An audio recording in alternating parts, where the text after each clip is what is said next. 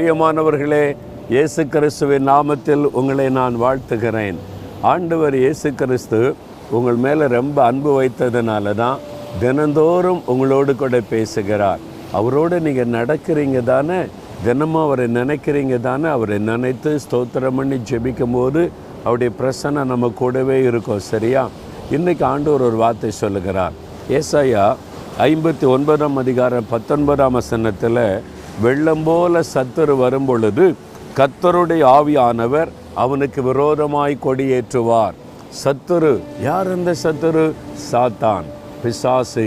இந்த உலகத்தில் கிரியை செய்கிற அந்த தீய வல்லமைன்னு நம்ம சொல்கிறோமே, அந்த சாத்தான் வெள்ளம் போல வருவானா. தேவ பிள்ளைகளுக்கு விரோதமாய் வெள்ளம் போல வந்து அழித்து விடும்படி முயற்சி பண்ணுவானா. அப்படி பிசாசு எழும்பி வரும்போது ஆவியானவர் சொல்லுவார், நெல், இதுக்கு மேலே என் பிள்ளைகளை நெருங்கக்கூடாது, கொடியேற்றி விடுவார், ஜெய கொடியேற்றுவார். இதை தாண்டி நீ வர முடியாது, என் பிள்ளைகளை தொட முடியாது என்று சொல்லி தேவன் நம்மை பாதுகாக்கிறார். இந்த உலகத்தில் எத்தனையோ ஆபத்துகள் வெள்ளம் போல நம்மை விழுங்கி விடும்படி அழித்து விடும்படி வருகிறது இல்லையா? இந்த வெள்ளம் வரும்போது பார்த்துருக்கீங்களா? இந்த கடல் அலைகள் எழும்பி வரும்போது இந்த மாதிரி தான் சாத்தான் அப்படியே எழும்பி வருவான், நம்ம அழித்து விடுற மாதிரி. சில வருஷத்துக்கு முன்னால் சுனாமியுடைய தாக்கம் வந்துச்சுல்ல, இந்தியாவில் இலங்கையிலெல்லாம். அப்போ தமிழ்நாட்டில் ஒரு பகுதியில் இந்த சுனாமியினுடைய தாக்கம் உண்டான போது நிறைய அற்புதங்கள் நடைபெற்றது.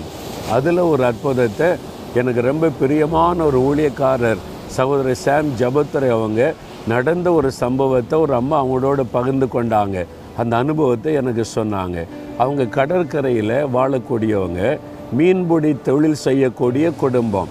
அதனால் கடற்கரையில் மீன் வைத்து வியாபாரம்லாம் செய்வாங்க. அவங்க பாருங்கள், அவங்க காலை நேரத்தில் கடற்கரையில் இருந்தபோது அவங்க நிறைமாத கர்ப்பிணி. அவங்க நிறைமாத கர்ப்பிணி, குழந்தை பெறுகிற காலம்.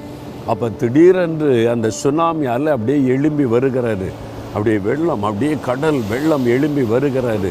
எல்லாரும் ஓடுறாங்க, ஓடுங்க ஓடுங்க ஆபத்துன்னு சொல்லி கடற்கரை நோக்கி ஓடுறாங்க. இந்த சகோதரி நிறைமாத கர்ப்பிணியாக இருந்ததுனால வேகமாக ஓட முடியல. அவங்க தான் பின்னால் வர்றாங்க, எல்லாம் முன்னால் ஓடுறாங்க. அப்போ அந்த அப்படியே அலை மேலே எழும்பி வருது. அவங்களுக்கு தெரியுது, நம்ம இனி ஓடி தப்பிக்க முடியாது.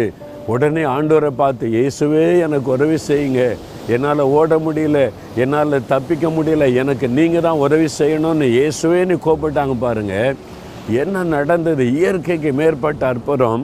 அப்படியே கடல் அலை எழும்பி வந்தது, ரெண்டாக பிரிந்து இந்த பக்கம் அந்த பக்கம் விலகி போனது.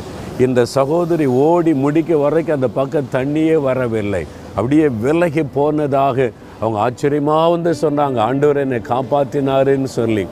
எவ்வளோ பெரிய வெள்ளம் எழும்பி வந்தாலும், சுனாமியே வந்தாலும், சுனாமி போல சாத்தான் உங்களை தாக்கி அழித்துவிட நினைத்தாலும் உங்களை பாதுகாக்கிற தேவன் இருக்கிறார்.